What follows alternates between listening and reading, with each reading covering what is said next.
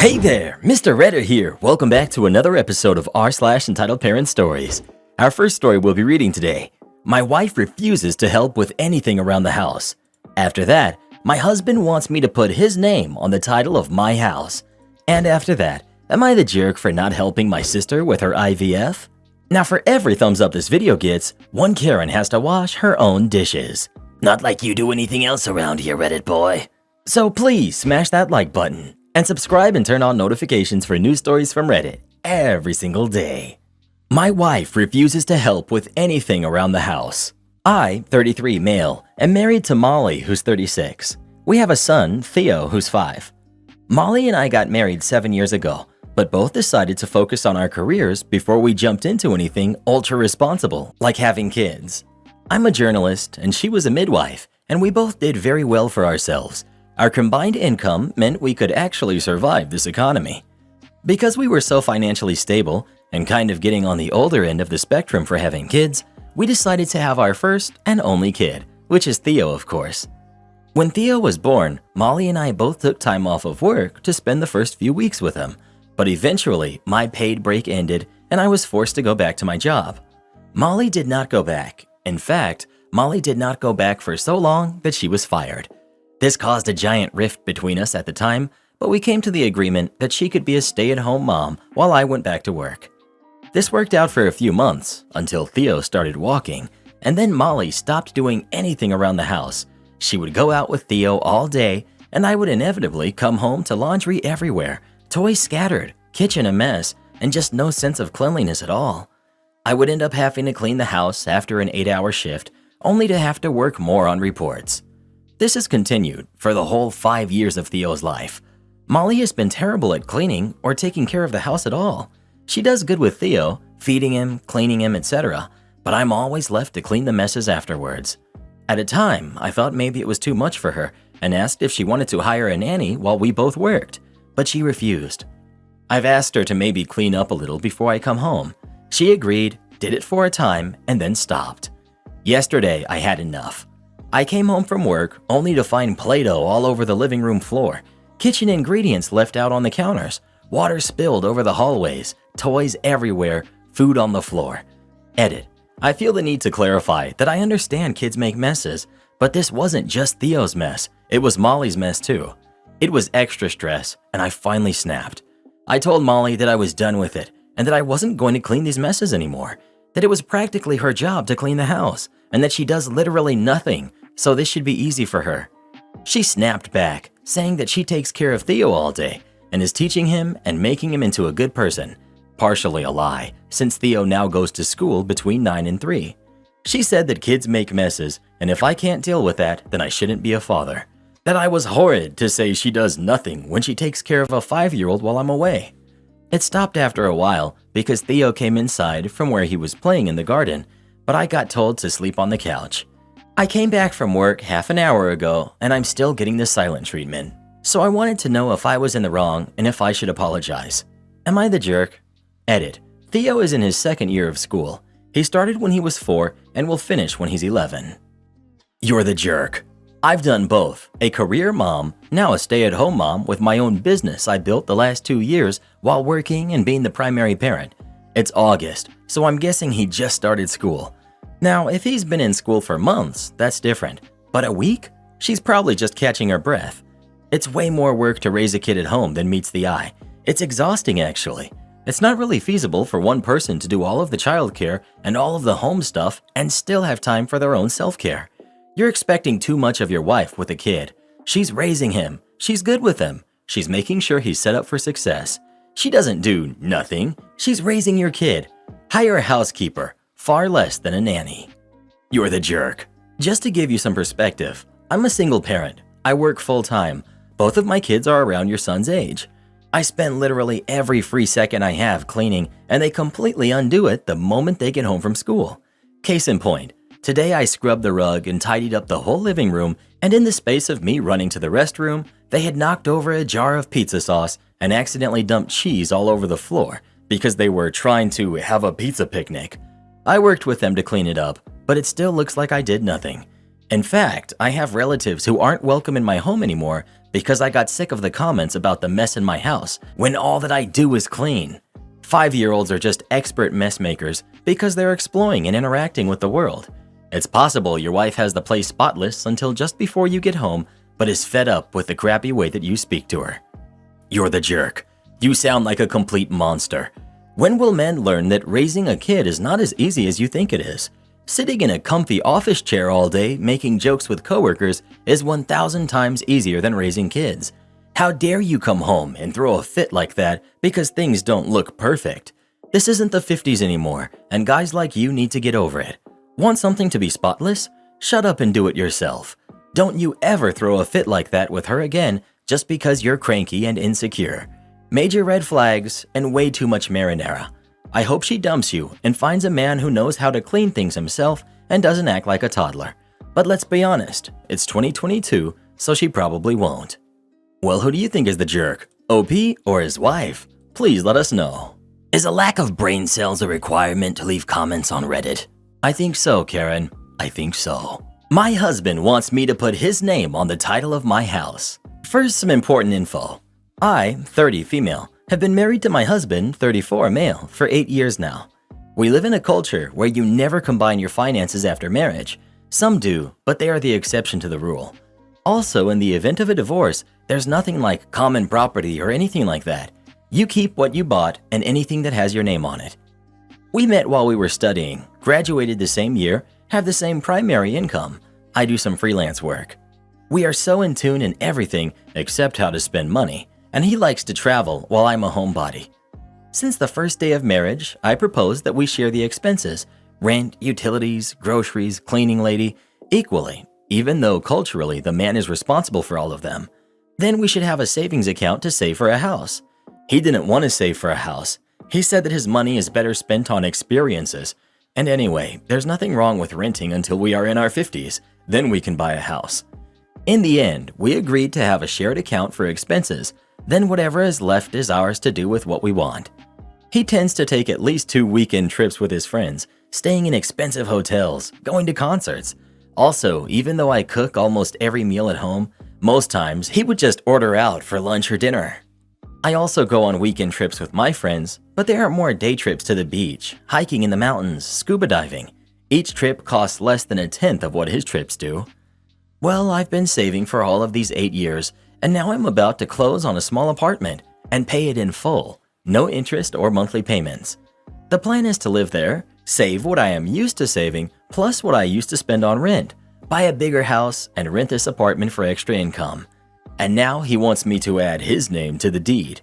I flat out told him no. He didn't want to save. He didn't want to put a cent towards the house, so his name does not go on the deed. I also told him that I plan to buy a bigger house, and now that he doesn't have to pay rent, he can save and put his share towards the next house. Then he can have his name on the deed of the house. Well, he called me a jerk, said that this is not what it meant to be married, and took some days off work to go on a trip to cool off. I don't think I'm a jerk, but I also tend to be stubborn when it comes to what I perceive as financial irresponsibility. So, am I the jerk? P.S. I still paid for dates, bought him gifts just because I see something he might like, went on one expensive trip a year with him, usually abroad, etc.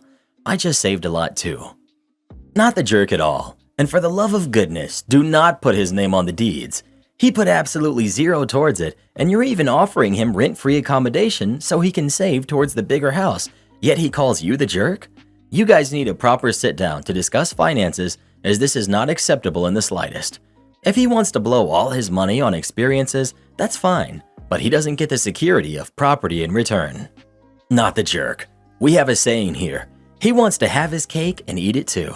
Basically, he wants all his expensive trips that he pays for, and he wants you to save up and buy him an apartment with no drain on his personal resources. That's a big red flag. Do not put his name on the apartment.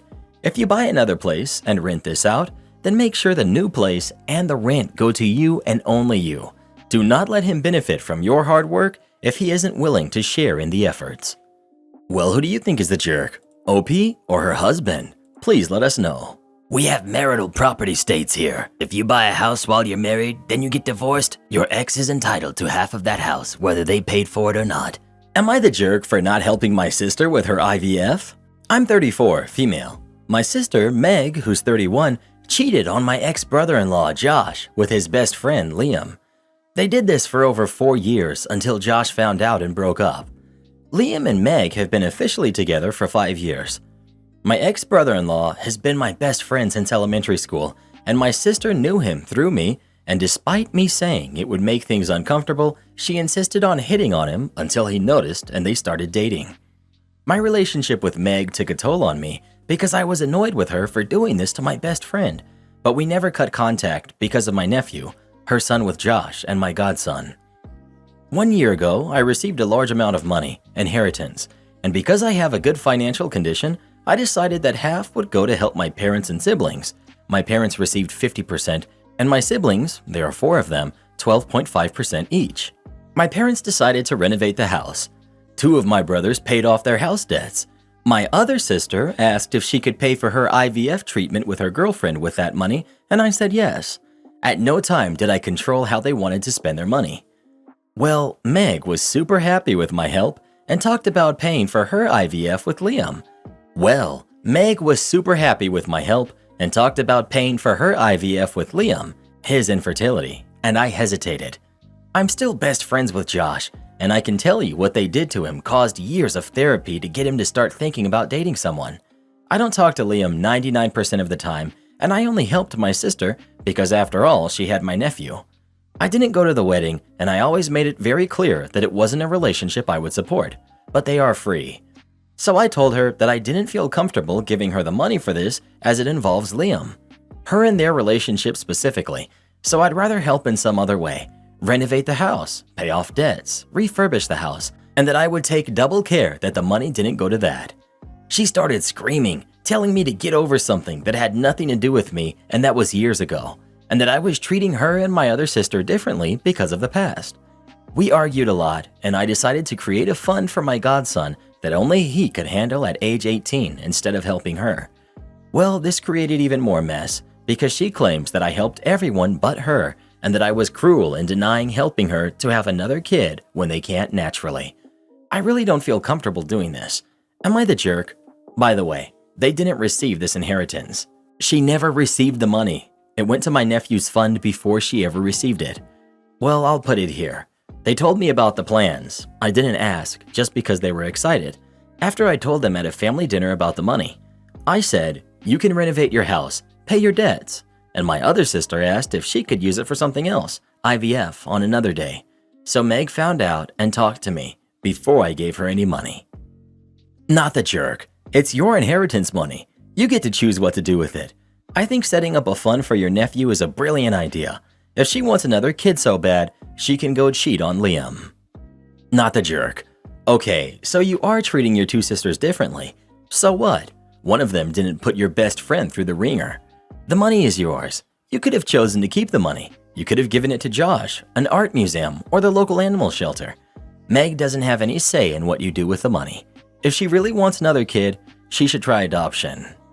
To be true, you were placing conditions on her that you didn't on your other siblings. However, given the history, I think it's warranted. It's your money. You don't have to give it to anybody. You don't owe her anything. The fact that you're giving it to her son is more than generous. Not the jerk. You're the jerk. I feel for Josh, and it sucks what your sister did, but if you're giving the inheritance money as a gift to your parents and siblings, you shouldn't be able to dictate what they do with the money.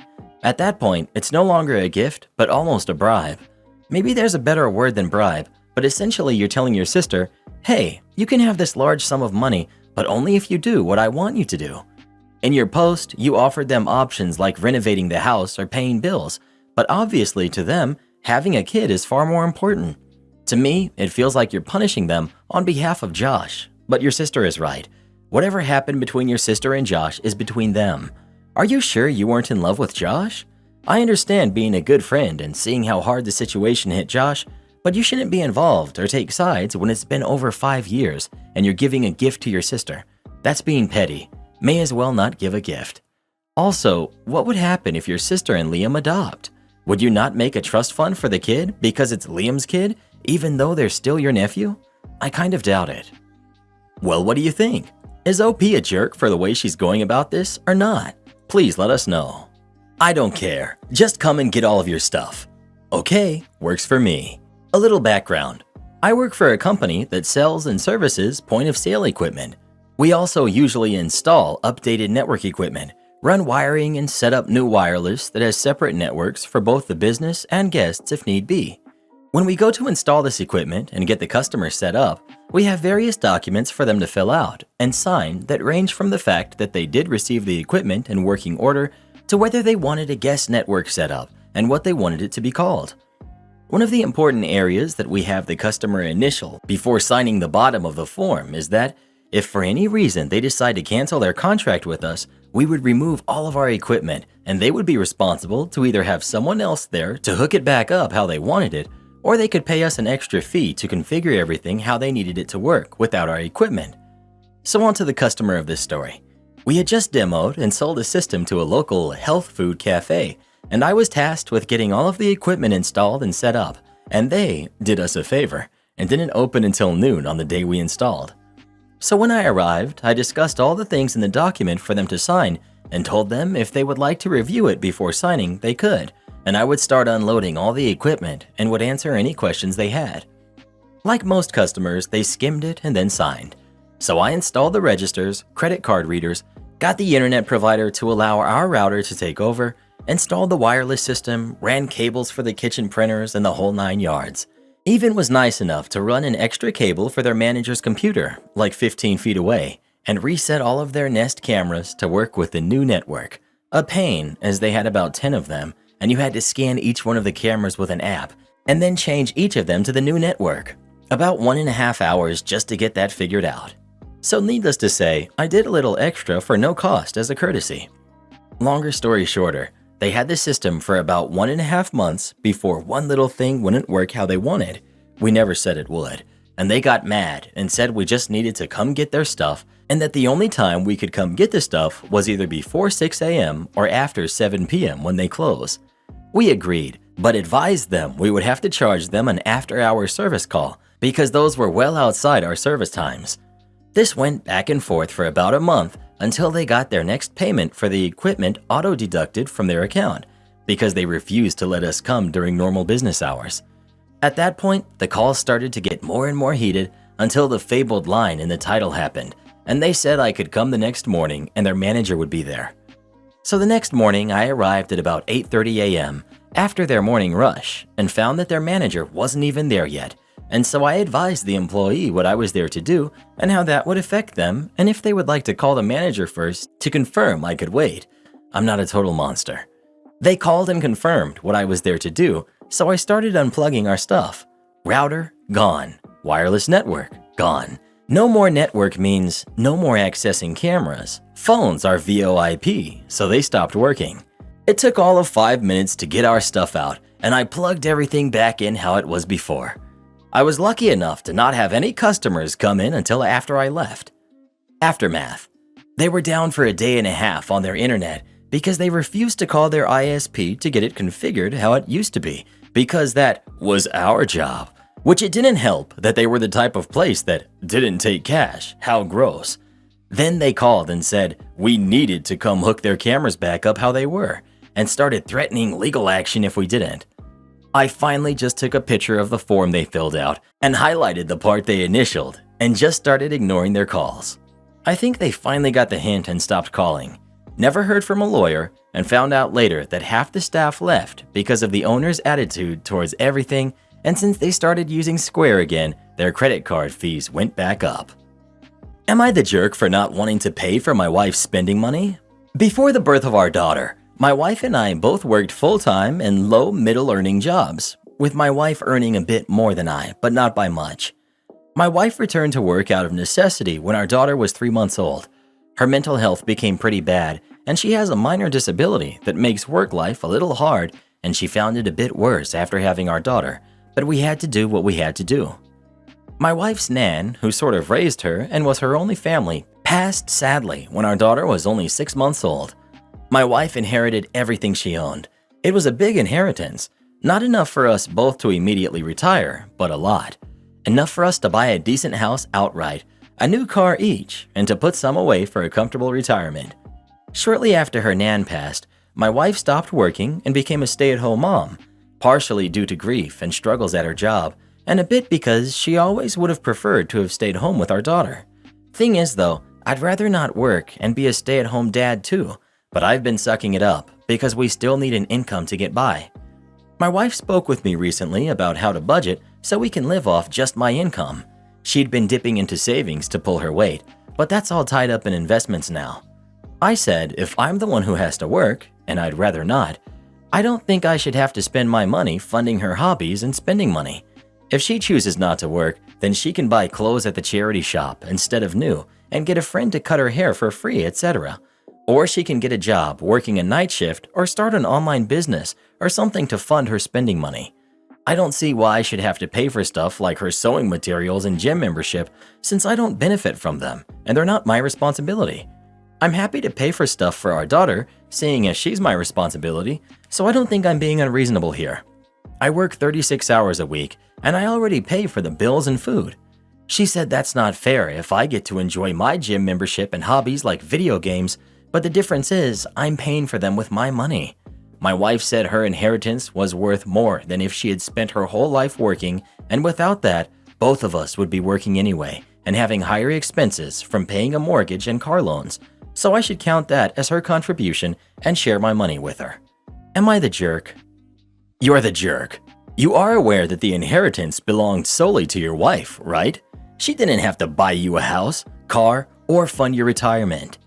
You're the jerk. Your wife paid for the house you live in and the car you drive, but you won't give her money to buy clothes or get her haircut? Wow, hypocrite much? For your information, your wife is working. She's taking care of your daughter, and I suspect she's doing all the work to cook and clean and run the household too. And did I mention that she gave you a house to live in and a car to drive? Don't be so cheap that you drive off your wife. When she leaves you, she'll take the rest of her inheritance with her along with your daughter. Am I the jerk for not paying for my daughter's honeymoon after she canceled her wedding? My wife and I have 3 kids, 36, 32, and 25. We've had agreements with all of our kids that we would help pay for up to $10,000 for their weddings, or use that same amount towards a down payment on their first home. Both of our oldest kids picked the down payment option. They both got married and had medium-sized weddings, both under 100 guests. They paid for the majority of their weddings themselves, but we did pitch in maybe $1,000 to $2,000 to each of them to help a bit. My youngest got engaged last year and started planning her wedding, which was scheduled for this October.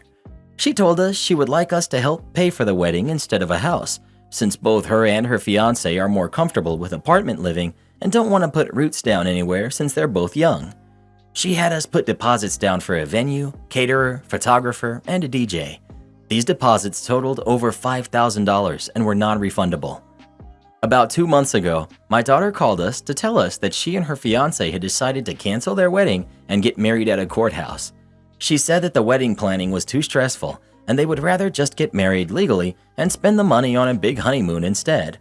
She said that she wants us to take the rest of what we would have paid for the wedding and put it towards their honeymoon instead.